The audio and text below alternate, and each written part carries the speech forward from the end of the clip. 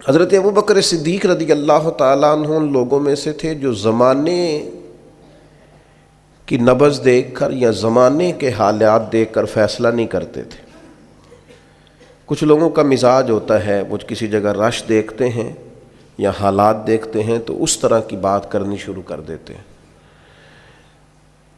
حضرت ابوبکر صدیق رضی اللہ تعالیٰ عنہ اپنے قبیلے کے سردار تھے، تجارت کرتے تھے اور وسیع آپ کا حلقہ احباب تھا، اور حلقہ احباب میں امیر لوگ تھے۔ جس طرح کا انسان خود ہوتا ہے اس طرح کی اس کی دوستی ہوتی ہے۔ آپ کے دوستوں میں شامل ہے حضرت عثمان غنی، آپ کا قریبی دوستانہ تھا حضرت عبد الرحمن ابن عوف سے جو صحابہ میں سب سے زیادہ امیر ہے۔ آپ کے قریبی دوست تھے حضرت سعید بن زید، یہ آپ کے قریب کے لوگ تھے، حضرت طلحہ بن عبید اللہ۔ حضرت صدیق اکبر معاشرے کے اندر ایک نہایت سنجیدہ، سمجھدار، معاملہ فہم اور مدبر شمار کیے جاتے تھے، ایسا نہیں کہ کوئی جذباتی فیصلہ کرنے والا آدمی۔ حضرت صدیق اکبر نے نبی کریم صلی اللہ تعالیٰ علیہ وسلم کے اعلان نبوت فرماتے ہی لوگوں کا رد عمل بھی دیکھ لیا تھا، فوری طور پر لوگ رائے کیا دے رہے ہیں وہ بھی دیکھ لیا تھا۔ ہمارے ہاں بہت سارے لوگوں کی ضمیر کی آنکھیں کھل جاتی ہیں،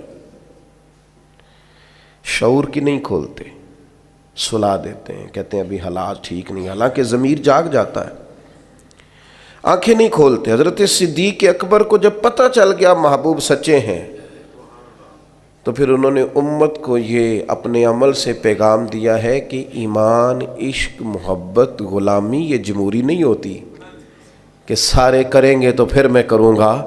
جب ان کی آنکھیں دل کی کھل گئیں تو ضمیر کی بھی کھولی، اور پھر لوگوں کو نہیں دیکھا وہ کلمہ پڑھ رہے ہیں کہ نہیں پڑھ رہے، وہ فوراً کلمہ پڑھ کے مسلمان ہو گئے۔ زندگی میں شعوری فیصلے کریں اور جلدی کریں، یہ حضرت صدیق اکبر کی زندگی کا پہلا سبق ہے۔ ساری زندگی ڈبل مائنڈڈ رہنا، میں ٹھیک چل رہا ہوں کہ نہیں چل رہا، مجھے چلنا چاہیے کہ نہیں چلنا چاہیے، یہ رستہ ٹھیک ہے کہ نہیں ٹھیک، بھئی آپ چلتے رہیں، جو گھر سے نکلتا ہے منزل تک پہنچ جایا کرتا ہے۔ حضرت ابوبکر صدیق رضی اللہ تعالیٰ عنہ فوراً فیصلہ کرنے والی شخصیت کا نام ہے، اور فوراً فیصلوں پہ عمل درآمد کرنے والی شخصیت کا نام ہے۔ اور حضور کے ایسے فیصلے بھی جو لوگوں کے لیے سمجھنا مشکل تھے۔ حضور علیہ الصلوۃ والسلام چلے گئے حدیبیہ میں، 1400-1500 صحابہ سے خود نبی کریم نے فرمایا احرام باندھو بھائی عمرہ کریں گے۔ یہاں کسی آدمی کا ویسے تھوڑا لیٹ ہو جائے عمرہ تو لوگ پوچھتے ہیں آپ گئے نہیں، خیریت تو ہے؟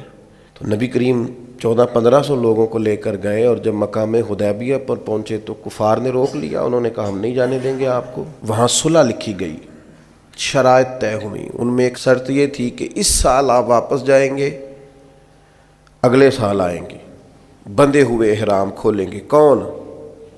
جو کعبے کے مالک اور وارث ہیں، خود نبی پاک علیہ السلام۔ آپ واپس جائیں۔ حضور نے شرط مان لی۔ پھر شرط انہوں نے رکھ دی ایک نئی، کہا جو بندہ مسلمان مکے سے مدینے جائے گا مدینے والے پناہ نہیں دیں گے، واپس بھیج دیں گے۔ کہ مدینے کا شخص مکے گیا تو مکے والے واپس نہیں بھیجیں گے، شرط برابر کی نہیں، پر حضور نے فرمایا مان لو، لکھو۔ بڑا مشکل کام ہے اس طرح کی باتیں کرنا، یہ تو دب کے صلح ہو رہی ہے۔ اب ایک اور شرط، جب شرطیں لکھی جا رہی تھی تو ایک اور شرط، حضرت مولا علی شیر خدا مولا کائنات رضی اللہ تعالیٰ عنہ کے ہاتھ میں قلم تھا، وہ لکھ رہے تھے۔ جب شرطیں لکھنے لگے تو انہوں نے لکھا محمد رسول اللہ صلی اللہ تعالیٰ علیہ وسلم اور قریش مکہ کے مابین معاہدہ۔ اس پر بھی کفار بولے، انہوں نے کہا یہ بھی ہمیں قبول نہیں، آپ محمد ابن عبداللہ لکھیں، محمد رسول اللہ نہیں، محمد ابن عبداللہ لکھیں۔ یہی تو ہمارا آپ سے مسئلہ ہے معاذ اللہ، اگر ہم آپ کو رسول اللہ مان جائیں تو لائی کس بات کی؟ آپ کاٹیے۔ حضور کا حکم ماننا بڑا ضروری ہے۔ نبی پاک نے فرمایا حضرت علی سے یہ رسول اللہ کاٹ دو۔ مولا علی قلم چھوڑ کے پیچھے کھڑے ہو گئے، پھر فرمایا اسے کاٹ دو، پھر پیچھے کھڑے ہو، کاٹ دو۔ شیر تھے، شیر اور دلیر لوگوں کی آنکھوں میں آنسو کم آتے ہیں۔ تیسری دفعہ کریم نے فرمایا علی میں نے کہا ہے کاٹ دو، ہاتھ باندھ دیے، کہا حضور نہیں کاٹنا تھا۔ غلام فریدہ میں ساری تیری، تینوں اجے یقین نہیں آیا، کاٹ دو اس کو۔ تو مولا کائنات نے، اب حضور نے یہ نہیں فرمایا لکھنا آتا ہے تو کاٹنا کیوں نہیں آتا، یہ نہیں فرمایا، حضور نہیں کاٹا جاتا۔ فرمایا چل پھر اس طرح کر، تو پیچھے ہٹ۔ اللہ کے محبوب نے خود وہاں سے رسول اللہ کاٹ کے محمد ابن، اتنی سخت شرطیں، اتنی سخت شرطیں۔ اور پھر حضور نے ابھی شرط طے ہی کی تھی کہ جو مکہ مکرمہ سے آئے گا ہم اسے پناہ نہیں دیں گے، ابھی شرط طے ہوئی تھی، لکھی نہیں تھی کہ حضرت ابو جندل آ گئے، پیروں میں زنجیریں، ہاتھ بندھے ہوئے، رو کے عرض کی حضور مجھے نہ چھوڑ کے جائیے گا، بڑا مارتے ہیں، تکلیف دیتے ہیں۔ ابھی بات ہو ہی رہی تھی کہ پھر قریش میں سے لوگ بولے کہ آپ نے وعدہ کیا نہیں لے کے جائیں گے، اسی عالم میں حضور نے واپس بھیجا۔ اتنی کڑی شرطیں، جب یہ معاہدہ طے ہو گیا، احرام کھولنے ہیں، بڑا مشکل کام ہے، 1 سال تک انتظار کرنا ہے، واپس جائیں گے، یہودی رہتے ہیں، منافق رہتے ہیں مدینے میں، باتیں کریں گے، ساری باتیں پیش نظر تھیں۔ حضرت عمر جذبہ جہاد سے سرشار، صحیح بخاری میں موجود ہے، نبی کریم کے حضور حاضر ہوئے، عرض کی حضور آپ بھی سچے، قرآن بھی سچا، اسلام بھی سچا، ہم دب کے صلح کیوں کر رہے ہیں؟ آپ ہمیں اجازت دیں، نمٹ لیتے ہیں ان سے۔ نبی پاک علیہ الصلوۃ والسلام نے کیا فرمایا؟ فرمایا عمر میں اللہ کا رسول ہوں، میں مرضی سے فیصلے نہیں کرتا، وہی کہتا ہوں جو میرا رب حکم ارشاد فرماتا ہے۔ حضرت عمر عرض کرنے لگے یا رسول اللہ آپ نے فرمایا نہیں تھا کہ عمرہ کریں گے، احرام باندھو؟ تو حضور فرمانے لگے کہا تھا عمرہ کریں گے، یہ تھوڑی کہا تھا اسی سال ہی کریں گے، کریں گے نا عمرہ، ہوگا عمرہ۔ حضرت فاروق اعظم کہتے ہیں میں حضور کی بارگاہ سے نکل آیا، لیکن وہ کافروں نے نبی پاک کو ان سخت شرائط میں منایا تھا، تو مجھے جذبہ جہاد، ولولہ، دبدبا اور مزاج کے اندر وہ جو بار بار میرے چیز پیدا ہو رہی تھی کہ ہم 313 تھے تو ان کے چھکے چھڑا دیے، اب تو ہم ہزاروں میں ہیں، کریم حکم تو کریں۔ فرماتے ہیں میں وہاں سے تھوڑا پیچھے گیا تو حضرت ابو بکر صدیق موجود تھے، میں نے کہا ابو بکر حضور بھی سچے، وہی باتیں جو حضور سے کی تھی، ابو بکر صدیق نبی پاک بھی سچے، قرآن بھی سچا، اسلام بھی سچا، تو ہم دب کے صلح کیوں کریں؟ تو فرماتے ہیں کہ حضرت صدیق اکبر نے مجھے ایسے مزاج شناسہ ہیں نبی پاک کے، وہی جواب دیا جو حضور نے دیا تھا، کہنے لگے عمر تجھے تیری ماں روئے، وہ اللہ کے رسول ہیں، وہ مرضی سے فیصلہ نہیں کرتے، وہی فرماتے ہیں جو رب انہیں حکم ارشاد فرماتا ہے۔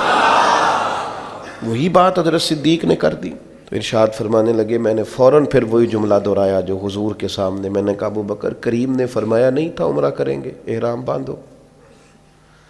تو حضرت صدیق اکبر کہنے لگے کہا تھا محبوب نے، فرمایا تھا، پر یہ تو نہیں نہ فرمایا تھا کہ اسی سال ہی کریں گے۔ حضرت سیدنا عمر فاروق فرماتے میں پیچھے، یہ بخاری میں موجود ہے، فرماتے میں پیچھے ہٹ گیا، تھوڑی دیر کے بعد جب میرا مزاج نارمل ہوا، طبیعت ٹھنڈی ہوئی، تو باقی تو باتیں میں نے سوچی تھیں، میں سوچنے لگا ابو بکر صدیق کا ایمان کتنا طاقتور ہے، کتنا مضبوط ہے، کتنے شناس۔ ایک ہوتا ہے حکم، ایک ہوتی ہے مرضی۔ کچھ لوگ کہتے ہیں جی وہ میں نے پوچھا تھا، حضرت صاحب نے مجھے کہا تھا آپ جائیں، یہ حکم ہے بھائی، مرضی بھی تو پوچھ، مرضی کیا ہے؟ یہ جو کہ ہمارا دور دلیل کا ہے، دلیل دے دوں، ایک حکم ہوتا ہے، ایک رضا ہوتی ہے، ان میں فرق ہے۔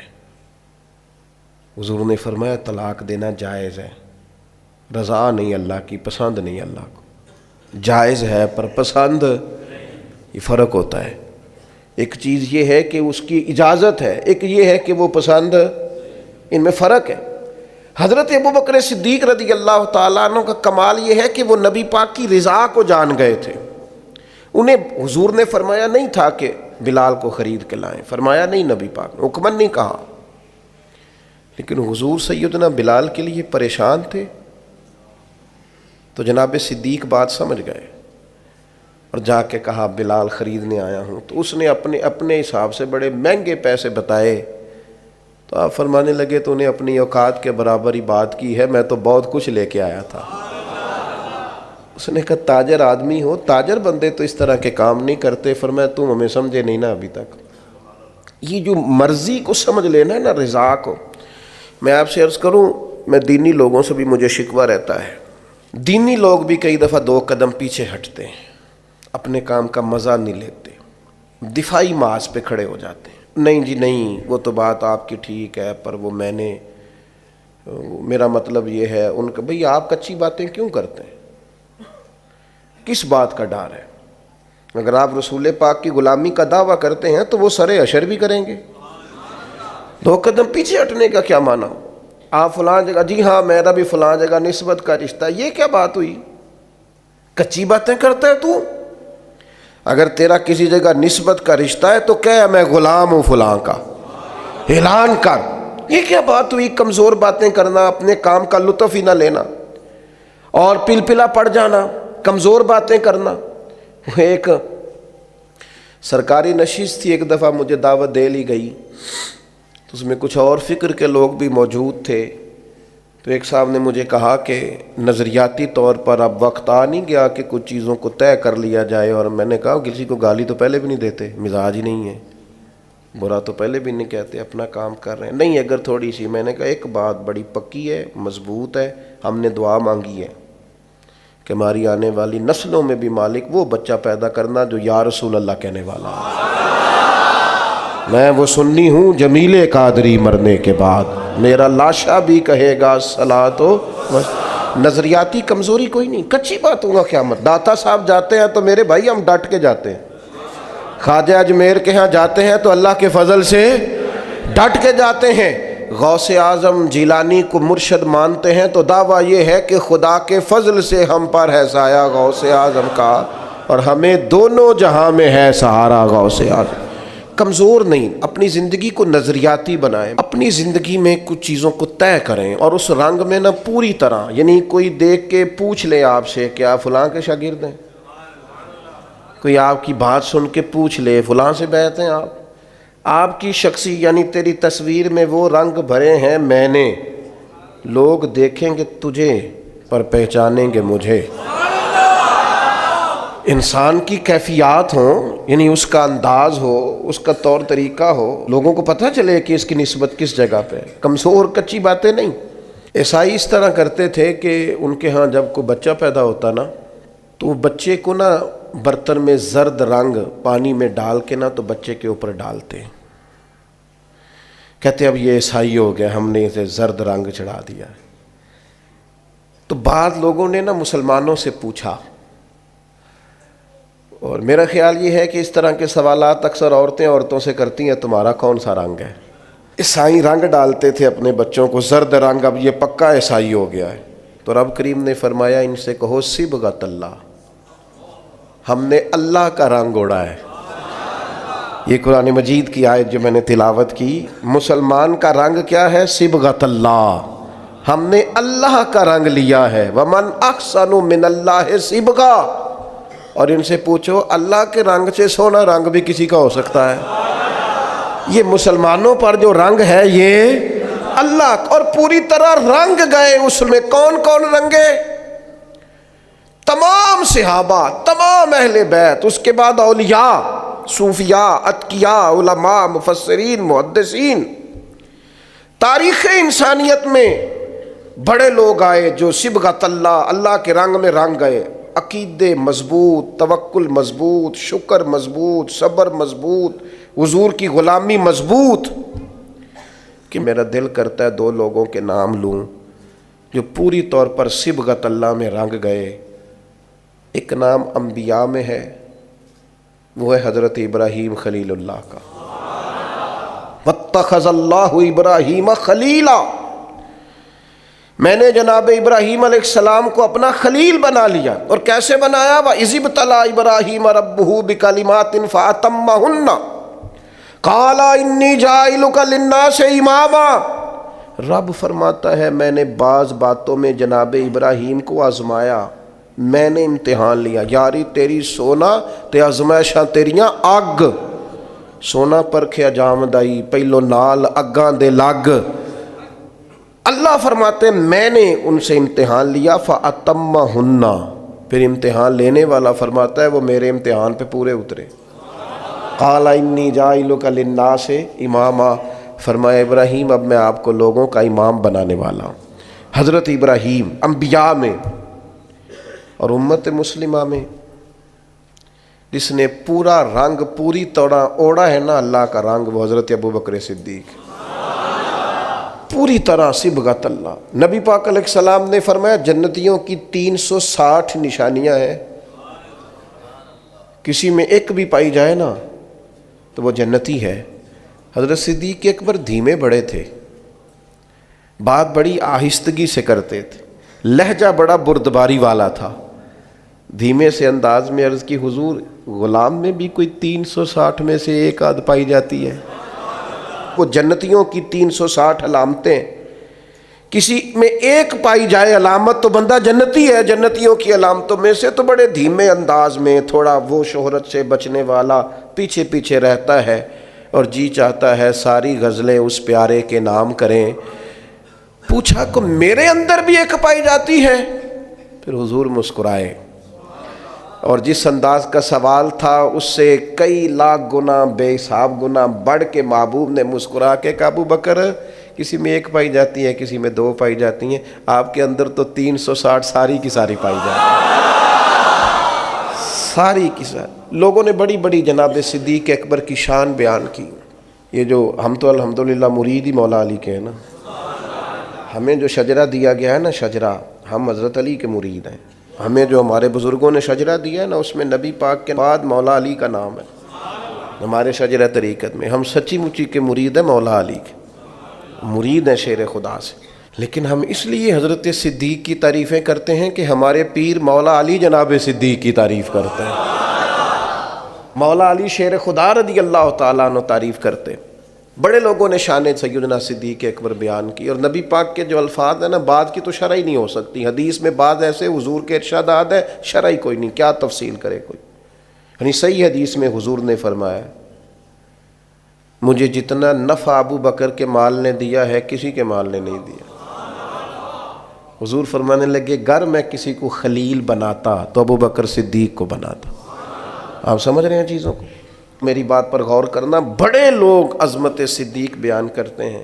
ہمارے ہاں خانقاہ آل و مہار شریف ہے سیالکوٹ میں، وہاں خطیب الاسلام پیر سید فیض الحسن شاہ صاحب آل و مہاروی رحمۃ اللہ علیہ، ابو الکلام انہیں کہا جاتا تھا، گفتگو کرنے میں مہارت، سید زادے کا روب اور خون رسول کی چاشنی۔ نقشبندی اپنا سلسلہ طریقت حضرت صدیق اکبر سے شروع کرتے ہیں نبی پاک کے بعد۔ نقشبندی سلسلہ طریقت میں نبی پاک کے بعد حضرت صدیق اکبر کا نام ہے، پھر حضرت سلمان فارسی کا، اس طرح کر کے وہ اپنا شجرہ طریقت مشائخ چلاتے ہیں۔ حضرت پیر فیض الحسن شاہ صاحب رحمۃ اللہ علیہ چونکہ چورا شریف سے وابستہ تھے، نقشبندی سلسلے میں مرید تھے، ایک بات کرتے تھے تو وہ جن سے میں نے سنی انہوں نے بھی بڑے والہانہ انداز میں سنائی، کہنے لگے بات کرتے تھے جان نکال لیتے تھے، کہتے تھے لوگوں سنو میں سید ہوں، میری آنکھ دیکھو سچا سید ہوں۔ فرماتے تھے میری طرف دیکھو میں نے کچھ 4 کتابیں پڑھی ہیں، پڑھا لکھا سید ہوں۔ اور پھر بات کرتے تو بات میں اور وزن پیدا کرتے، کہتے اگر مجھے کہو تو میں اپنے سے لے کر مولا علی تک اپنا سارا شجرہ نسب بیان کروں، میں اپنی ماں سے لے کر سیدہ فاطمہ تک سارا شجرہ نسب بیان کروں۔ فرمایا کرتے تو سنو لوگوں میں بیٹا علی کا ہوں پر مرید ابو بکر صدیق کا ہوں، اس لیے کہ میں نقشبندی سلسلہ طریقت سے ہوں، بیٹا علی کا ہوں پر مرید ابو بکر۔ یہ دیکھو کمال، یہ شان ہے سیدنا صدیق اکبر کی۔ بیاں ہو کس زبان سے مرتبہ صدیق اکبر کا کہ محبوب خدا محبوب ہے صدیق اکبر کا، لٹایا راہ حق میں گھر کئی بار اس محبت سے کہ لٹ لٹ کر حسن گھر بن گیا صدیق اکبر کا۔ نبی کریم نے فرمایا مسجد نبوی میں جس کا بھی دروازہ کھلتا ہے نا، سارے دروازے بند کر دو۔ صحیح بخاری ہے، سب بند کر دو دروازے۔ ابو بکر صدیق کا دروازہ نہ بند کرنا۔ آج بھی کسی بھی زمانے میں مسجد نبوی کے سب دروازے بند کیے جا سکتے ہیں، لیکن جس کے باہر لکھا ہے نا باب ابی بکر صدیق، وہ دروازہ کبھی بند نہیں ہوتا، کیونکہ اس دروازے کو مدینے والے محبوب نے کھلوایا ہے، وہ ہمیشہ چمکتا ہے۔ لوگ شرارتیں کرتے ہیں، اور انسانی طبیعت ہوتی ہے کہ شرارت کی طرف جلدی مائل ہوتی ہے۔ کوئی اپنا قد اونچا کرنے کے لیے بعض اوقات کسی بڑے آدمی کے خلاف بات کرتا ہے تو لوگ اسے بھی غور سے سنتے ہیں۔ یہ بھی ایک طریقہ ہوتا ہے شہرت حاصل کرنے کا۔ یہ جب بھی آپ کو کوئی شخص نظر آئے نا صحابہ میں سے، اہل بیت میں سے کسی کے بارے میں کچی بات کرتا، تو سمجھو بیچارہ کمزور ہے، یہ بیچارہ نہ کسی نفسیاتی الجھن کا شکار ہے، اپنا قد اونچا کرنے کے لیے کسی بڑے کے بارے میں بات کر رہا ہے۔ اس طرح قد اونچے نہیں ہوتے کبھی۔ ایسے لوگ، بہت سارے لوگ ایسے ہیں جن کی کوئی حیثیت ہی نہیں بیچاروں کی۔ میں ان سے کہتا ہوں ہمیں نا اپنی اوقات میں رہنا چاہیے، اوقات سے اونچی بات۔ ہمارے دادا شیخ تھے حضرت مولانا مصطفیٰ رضا خان صاحب رحمۃ اللہ، ان سے کسی نے حضور کی چاروں بیٹیوں کے نام پوچھے تو حضرت اٹھ کے اندر چلے گئے، تو اس نے اعتراض کیا دیکھو کتاب دیکھنے چلے گئے، اتنے بڑے مفتی ہیں اور بیٹیوں کے نام یاد۔ حضرت واپس آئے تو داڑھی سے پانی کے قطرے گر رہے تھے، فرمانے لگے وضو کرنے گیا تھا، میں نے حضور کی بیٹیوں کے نام کبھی بغیر وضو زبان سے ادا نہیں کی۔ اپنا قد دیکھیں اور اس قد میں رہیں، اپنے قد سے اونچی کبھی کوئی بات نہ کریں، کبھی کمزور نہ پڑیں۔ اور میں آپ کو ایک بطور نصیحت بات کرتا ہوں اپنے سنگیوں کو، جہاں دینی لوگوں پر بحث ہو رہی ہو نا، کسی جگہ بھی کوئی کسی صحابی کے بارے میں کسی قسم کی کوئی بحث کوئی بندہ بھی چھیڑے، اپنے کان پوری طرح بند کر لیں، اور ایسے کسی آدمی کی کسی شرارت کا شکار قطعاً نہیں ہونا۔ یہ بڑا خوفناک منظر ہے۔ کفر اگر کبھی ہم سے پوچھے گا تو ہم یہ بتائیں گے کہ قرون اولیٰ کے لوگ بھی لڑتے رہے تھے، کوئی زمانہ ٹھیک ہی نہیں رہا تھا۔ کیا جواب دیں گے آپ دنیا کو؟ اس لیے بڑوں کے معاملات کے اندر الجھنے کی ضرورت، بڑے تھے، بڑوں کی باتیں بڑی ہوتی ہیں۔ اس لیے اپنی زندگی میں جناب ابو بکر صدیق سے 3 باتیں سیکھ لیں۔ ایک تو انہوں نے وفا کر کے دکھائی ہر جگہ، اور دوسری بات یہ ہے کہ حضور کی رضا جس چیز میں تھی انہوں نے اپنے آپ کو اس چیز کا عادی بنایا ہے، اور تیسری اہم اور نتیجہ خیز بات یہ تھی کہ دین کی امانت کو بطور امانت لیا ہے تو اسے امانت ہی سمجھا ہے۔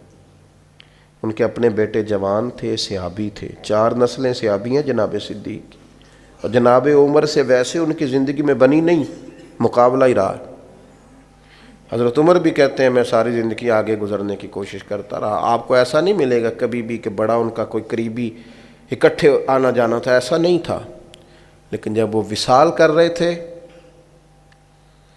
تو انہوں نے کہا میرے بعد امیر عمر فاروق ہوں گے، تو لوگوں نے شکوہ کر کے کہا کتنے سخت آدمی کو بنا کے جا رہے ہو، تو آپ نے فرمایا رب پوچھے گا نا ابو بکر سے، اور وہاں جو آپ کے جملے ہیں وہ بڑے شاندار ہیں۔ آپ فرمانے لگے میں دنیا سے جا رہا ہوں، اس وقت تو اس عالم میں تو بڑا جھوٹا آدمی بھی سچ بولنے لگتا ہے، اور میں تو ہوں ہی صدیق۔ فرمانے لگے رب کریم اگر مجھ سے پوچھے گا نا کس کو محبوب کی امت کا نگران بنا کے آئے ہو، تو میں عرض کروں گا مالک جو تیرے محبوب کی امت میں سب سے بہترین آدمی تھا اسے بنا کے آیا۔ اور پھر حضرت عمر نے بھی اس کو نبھایا، ان تؤد الامانات الی اہلھا، امانتیں اہلوں کے حوالے کرو، نا اہلوں کے حوالے نہ کرو۔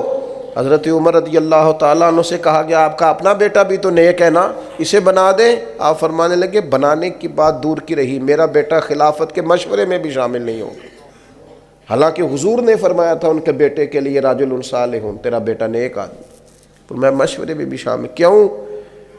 فرمایا اس نے تو ایام طہر میں اپنی بیوی کو طلاق دے دی تھی، جسے بیوی کو طلاق دینے کا طریقہ نہیں آتا اسے مسلمانوں کا نگران بنا دو، یہ کیسے ہو سکتا ہے؟ یہ دیانتدار لوگ تھے۔ اپنی زندگی میں ان چیزوں کو غور سے دیکھیں۔ اور جو بات شروع کی تھی پھر اسی پر آتا ہوں، اپنے کام کا لطف لیں، اپنے کام کا مزہ لیں، اس کا سرور حاصل کریں، اس کا ذائقہ۔ میں کراچی میں تھا، ایک ادارے کا دستار فضیلت کا جلسہ تھا، تو مجھے مفتی صاحب میرے کان میں کہنے لگے کہ بچے پڑھائی پر توجہ نہیں کرتے۔ میں نے ان سے کہا جو توجہ نہیں کرتا اس کی پڑھائی چھڑوا دیں، اسے کہیں جس طرف تیری توجہ ہے تو وہ والا کام کر لے۔ جن کو جبراً پڑھاؤ گے وہ کل کو تبلیغ کیا کریں گے؟ میری بات کی سمجھ آ رہی؟ ڈنڈے سے جس کو پڑھانا ہے کہ نہیں تجھے پڑھانا ہی ہے۔ اور یہاں ایک صاحب اپنے بچے کو لے کے آگے مار مار کے اسے حفظ کرانا ہے، تو میں نے کہا نہیں پڑھتا تو کچھ اور کرا لیں۔ کہنے لگے ہماری بخشش کا بھی ذریعہ بن جائے گا۔ تو میں نے کہا آپ خود اس طرح کے عمل کریں نا، اللہ بخشش کے اسباب پیدا کرے۔ اپنی بخشش اس پہ ڈال رہے ہیں اور اس کی حالت یہ ہے کہ وہ چوتھے دن دوڑ جاتا ہے۔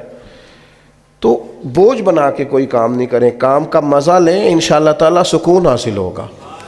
ہماری طرح کا ماحول بنائے نا جی، پابندی لگاتے تھے سارے گھر والے نہیں پڑھنا، چوری پڑھتے تھے، چوری، لیکن بغاوت کر کے پڑھنے میں اور تھوڑا سٹائل ذرا ہٹ کے برساتاں وچ میں خانے دی چھت اتے بہ کے پیتی ہے۔